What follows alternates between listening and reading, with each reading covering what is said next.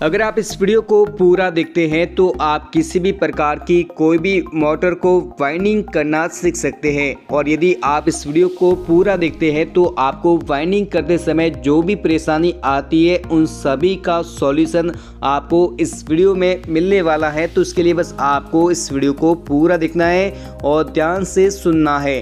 तो सबसे पहले यहाँ पे मैं आपको बता लूँ कि यदि इस वीडियो को आप पूरा देख लेते हैं तो यहाँ पे आप किसी भी प्रकार की मोटर, चाहे वो पानी की हो या चाहे कोई और मोटर हो, आप उसकी वाइंडिंग करना आसानी से सीख सकते हैं। क्योंकि इस वीडियो में मैंने आपको डायग्राम के द्वारा आसान तरीके से मोटर की वाइंडिंग कैसे करनी है सारी जानकारी दी है। जैसे कि मोटर की वाइंडिंग करते समय सबसे पहले कॉइल की साइज़ कैसे निकालनी है, कॉइल को कैसे बनाना है, कॉइल को कैसे बैठाना है, कॉइल के कनेक्शन कैसे करने हैं, और यदि आप कैपेसिटर के साथ उसके कनेक्शन करना चाहते तो कैसे कर सकते हैं, और यदि आपकी मोटर उल्टी या सीधी चलती है तो आप उसको कैसे सही कर सकते हैं। तो यहाँ पे सबसे पहले यहाँ पे मैं आपको बता लूँ कि आप जब भी किसी भी मोटर की वाइंडिंग करना चाहते हैं तो सबसे पहले आपको इस बात का ध्यान रखना है कि जब भी आप किसी भी जली हुई मोटर को या फिर शॉर्ट मोटर को काटते हैं तो आपको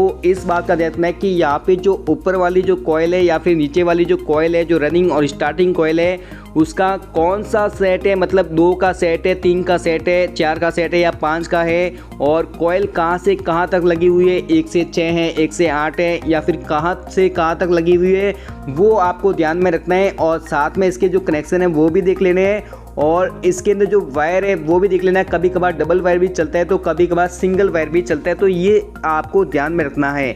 तो सबसे पहले आपको ये ध्यान रखना है कि जो सबसे छोटी वाली कॉइल है वो कहाँ से कहाँ तक लगी हुई है, उससे बड़ी वाली कहाँ से कहाँ तक लगी हुई है, और जो ऊपर वाली कॉइल है वो कहाँ से कहाँ तक लगी हुई है।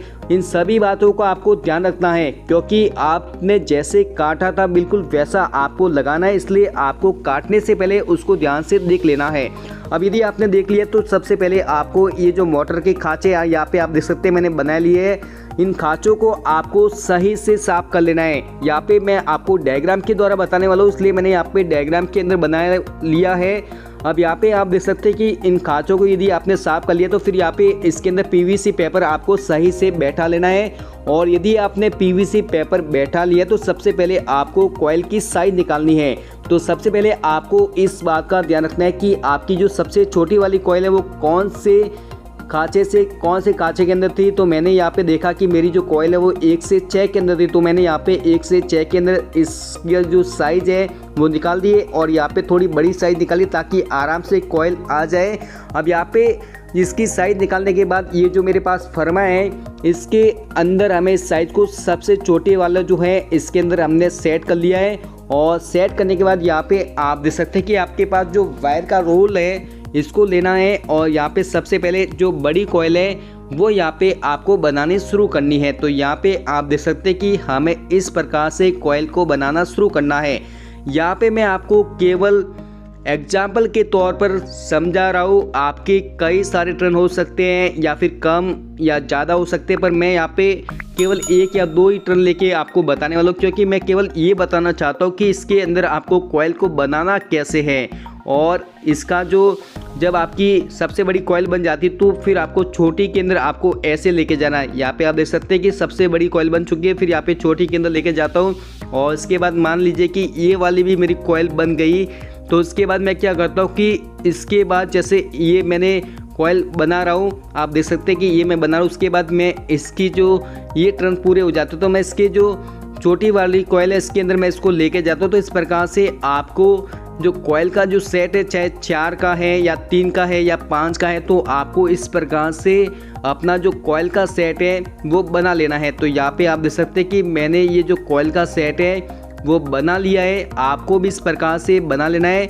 और बनाने के बाद आपको क्या करना है कि सेट को निकाल देना है। जैसे कि यहाँ पे आप देख सकते हैं कि मैं सेट को निकालने वाला हूँ, तो आपको भी इस प्रकार से ये जो कॉइल का सेट यदि बन जाता है तो आपको इस प्रकार से इसको निकाल देना है।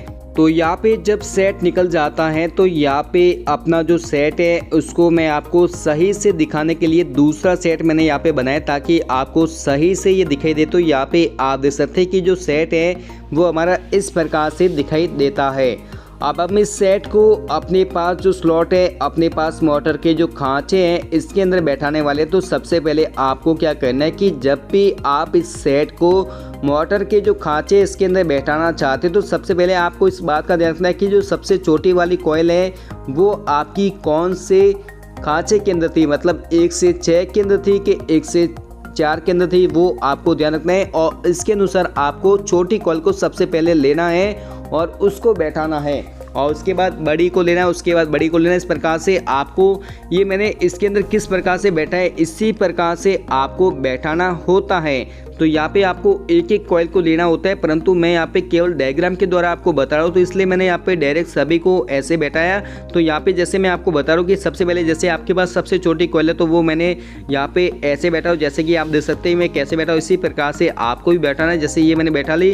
उसके बाद जो बड़ी वाली कॉइल है उसको लेना है और उसको आपको उसके जो ऊपर वाले खांचे हैं इसके अंदर बैठाना है। मतलब आपने जैसे पहले काटा था उसको ध्यान में रखना होता है और उसके बाद आपको इसी के अनुसार आपको इस सेट को बैठाना होता है। जैसे कि यहाँ पे मैं बैठा रहा हूँ इसी प्रकार से आपको भी ध्यान से बैठाना होता है। बस आपको इस बात का देखना है कि जो कॉइल है उन सभी के वायर अलग अलग खांचे के अनुसार अलग आने चाहिए, किसी भी दूसरी कॉइल का वायर इस कॉइल के अंदर नहीं आना चाहिए। तो इस बात का आपको ध्यान रखना है। और यहाँ पे वायरिंग बैठाते समय आपको इस बात का ध्यान रखना है कि वायर चिलना नहीं चाहिए। यदि वायर चिलता है तो आपका जो मोटर है वो शॉर्ट हो सकता है।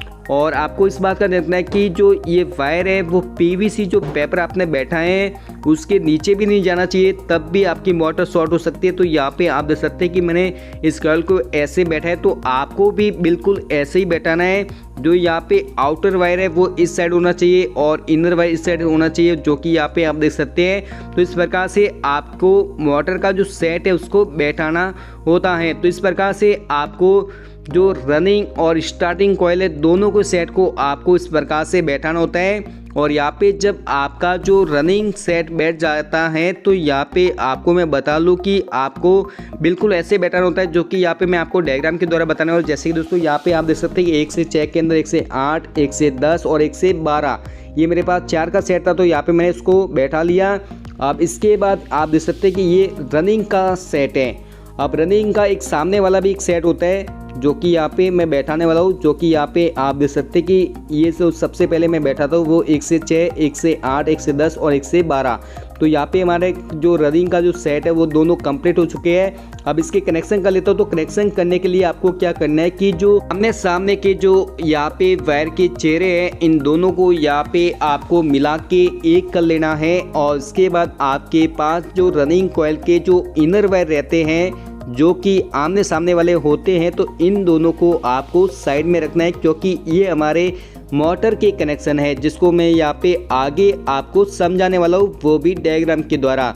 तो यहाँ पे हमारे पास रनिंग कॉइल कंप्लीट हो चुकी है, सेट कंप्लीट हो चुका है। तो अब इसके बाद हमें क्या करना है कि जो स्टार्टिंग सेट है जो कि शायद 3 का है, 2 का है, या फिर जो भी आपने पहले निकाला होगा उसके अनुसार बना के आपको बैठाना होता है। तो यहाँ पे मैंने इसको बैठा दिया है, जो कि यहाँ पे आप देख सकते हैं कि 1 से 8, 10 और 12 तो आमने सामने ये भी बैठा दिए। और इसके भी कनेक्शन हमें उसी प्रकार से करने हैं जैसे हमने यहाँ पे रनिंग का किया था। तो यहाँ पे आप देख सकते हैं कि आमने सामने के जो आउटर इन दोनों को मिलाया और इनर को यहाँ पे मैंने साइड में रख लिया है।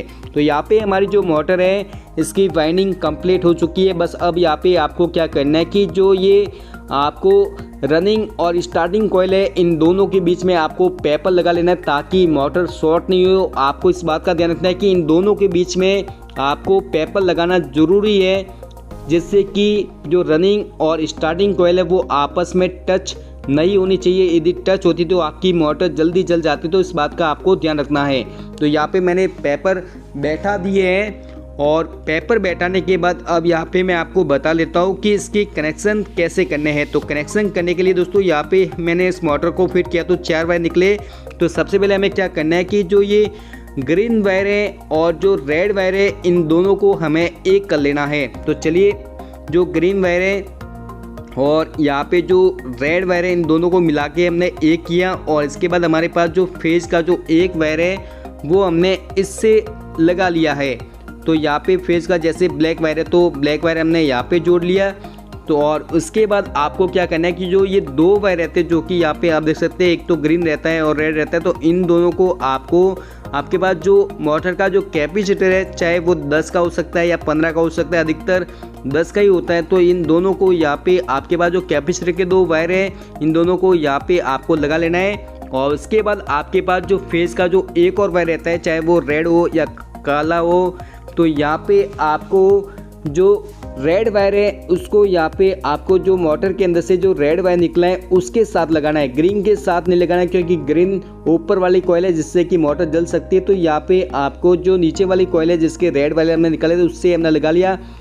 यदि इस प्रकार से आपकी मोटर उल्टी चलती है तो यहाँ पे जो रेड है उसको आप ऊपर वाला नीचे ला सकते हैं, जिससे कि आपकी मोटर सीधी चलेगी। तो यहाँ पे हमारी जो मोटर है इसकी वाइंडिंग कंप्लीट हो चुकी है। अगर आपको वाइंडिंग करने में कुछ भी परेशानी आती है तो आप हमें कमेंट करके बता सकते हैं, हम उस पर वीडियो बनाने की ज़रूर कोशिश करेंगे और आपकी हर समस्या का समाधान देने की हम ज़रूर कोशिश करेंगे।